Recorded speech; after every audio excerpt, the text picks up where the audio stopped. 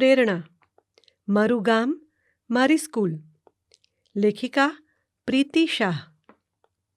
સળગતો સવાલ એ છે કે પરીક્ષામાં ઉચ્ચ ટકાવારી મેળવ્યા પછી પણ મનગમતી કે સારી ગણાતી કોલેજ કે યુનિવર્સિટીમાં પ્રવેશ મળશે કે નહીં? લાખો રૂપિયાની ફી ખર્ચ્યા પછી પણ ગુણવત્તાયુક્ત શિક્ષણ મળશે કે કેમ? આવા અનેક મૂંઝવતા પ્રશ્નો વચ્ચે આજના માતા પિતા અને વિદ્યાર્થીઓ અટવાઈ રહ્યા છે. જ્યારે ઓડિશાના બેરુનપદી ગામમાં અત્યંત ગરીબ વિદ્યાર્થીને આવી કોઈ ચિંતા સતાવતી નથી. તેની પાછળનું કારણ એ છે કે તેમને પ્રદીપ શેઠી જેવા ડૉક્ટર મળ્યા છે, જે પોતાના વતનના ગરીબ બાળકોને ભારતના આધ્યાત્મિક મૂલ્યો સાથે પશ્ચિમના દેશો જેવું ગુણવત્તાયુક્ત શિક્ષણ આપીને તેમનો સર્વાંગી વિકાસ સાધવા ઈચ્છે છે. ઓડિશાની રાજધાની ભુવનેશ્વરથી 150 કિલોમીટર દૂર બેરુનપદી ગામ આવેલું છે. આ ગામમાં અત્યંત ગરીબ કુટુંબમાં પ્રદીપ શેઠીનો 1980ની 13મી માર્ચે જન્મ થયો હતો. તે સમયે તો બેરુનપદીમાં સડક, વીજળી, હોસ્પિટલ, પીવાનું સ્વચ્છ પાણી જેવી પ્રાથમિક સુવિધાઓનો સદંતર અભાવ હતો. આ ગામમાં રહેતા મોટાભાગના પરિવારો મજૂરી કરીને માંડ 2 ટંકનું ભોજન પામતા હતા. પ્રદીપના પરિવારની પરિસ્થિતિ પણ એવી જ હતી. દિવસો સુધી એક જોડી કપડાથી જ ચલાવવું પડતું હતું. આશ્વાસન એ વાતનું હતું કે ગામમાં સ્કૂલ હતી અને પિતાએ અત્યંત ગરીબાઈની વચ્ચે પણ પ્રદીપને અભ્યાસ કરતા રોક્યો નહીં. આમ છતાં ઘણીવાર સ્કૂલે જવાને બદલે પિતા કહે તો ગાયને ચરાવવા લઈ જવી પડતી હતી, અથવા તો ખેતરમાં કામ કરવા જવું પડતું હતું. આવા અવરોધો વચ્ચે પણ પ્રદીપનો અભ્યાસનો રસ જળવાઈ રહ્યો. 12 વર્ષની ઉંમરે એણે જે સરકારી સ્કૂલમાં અભ્યાસ માટે પ્રવેશ મેળવ્યો તે હિન્દી અંગ્રેજી માધ્યમની સ્કૂલ હતી. ઉડિયા માધ્યમમાં ભણેલા પ્રદીપને શરૂઆતમાં મુશ્કેલી પડી, પરંતુ પછી ધીમે ધીમે ફાવટ આવવા લાગી. પ્રદીપ અભ્યાસમાં તેજસ્વી હતો, તેથી શિક્ષકોએ એને ઘણું પ્રોત્સાહન આપ્યું.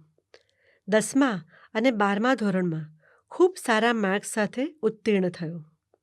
10મા ધોરણ પછી એના મનમાં ડૉક્ટર બનવાની ઈચ્છા આકાર લેવા માંડી, પરંતુ મેડિકલના અભ્યાસ માટેનો ખર્ચ પરિવાર ઉપાડી શકે તેમ ન હતો. પિતાએ પુત્રની અભ્યાસની લગન અને તેજસ્વીતા જોઈને મેડિકલની ફી માટે પોતાની પાસે જે જમીન હતી તે વેચીને થોડા પૈસા મેળવ્યા.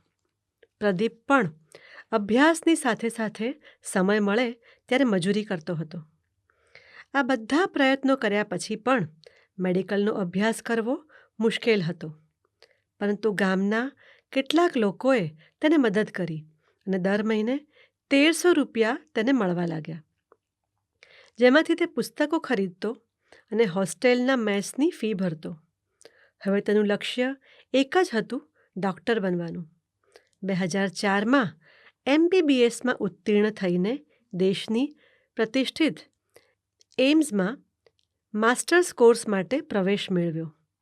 2008માં હેર ટ્રાન્સપ્લાન્ટ સર્જરીમાં માસ્ટર કરીને ડર્મેટોલોજિસ્ટ બન્યો.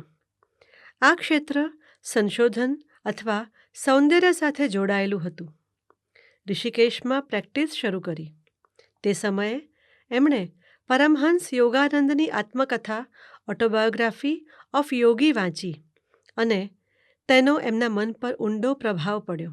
ડૉક્ટર પ્રદીપ શેઠીની થોડા જ સમયમાં સફળ અને અગ્રણી ડૉક્ટરોમાં ગણના થવા લાગી. દુબઈમાં ક્લિનિક શરૂ કરવા માટેનો પ્રસ્તાવ મળ્યો, પરંતુ તે સમયે તેમના આધ્યાત્મિક ગુરુ પરમહંસ યોગાનંદજીનું વાક્ય યાદ આવ્યું કે દરેક મનુષ્યના જીવનમાં એક મોટું લક્ષ્ય હોવું જોઈએ. ડૉક્ટર પ્રદીપ શેઠીનું લક્ષ્ય પૈસા મેળવવાનું ન હતું. આ અંગે તેઓ વિચારવા લાગ્યા અને પોતાના વતનમાં પરત ફર્યા. કેન્સરગ્રસ્ત પિતાની ઈચ્છા હતી કે ગામમાં તેમનું પોતાનું ઘર હોય. ઘર બંધાયા પછી 5 મહિનામાં જ પિતાનું મૃત્યુ થયું. તે સુમસામ ઘરમાં 2016માં એમણે ગરીબ બાળકો માટે અંગ્રેજી અને ગણિતના કોચિંગ ક્લાસ શરૂ કર્યા. બહારગામથી શિક્ષકોને બોલાવીને અનેક વિદ્યાર્થીઓને અભ્યાસમાં મદદ કરી. કોચિંગ ક્લાસની સફળતાએ તેમને સ્કૂલ શરૂ કરવાની પ્રેરણા આપી. તેમને પોતાનું બાળપણ યાદ આવ્યું.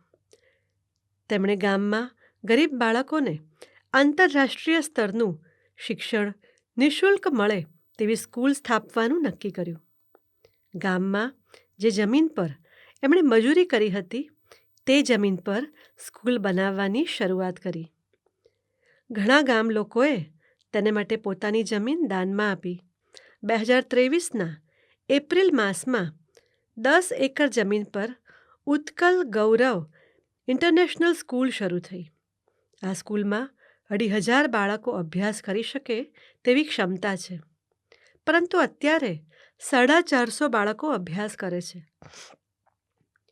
આંતરરાષ્ટ્રીય કક્ષાની સ્કૂલ બનાવવા માટે એમને અદર પૂનાવાલા, રાજીવ બજાજ, પુનીત ગોયંકા જેવા અનેક ઉદ્યોગપતિઓએ સહાય કરી.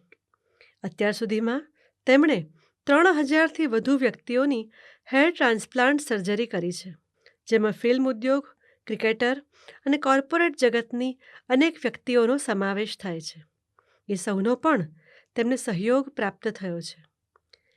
CBSE સાથે જોડાયેલી આ સ્કૂલમાં અભ્યાસ ઉપરાંત નૃત્ય, યોગ, થિયેટર, સ્પોર્ટ્સ શીખવવામાં આવે છે.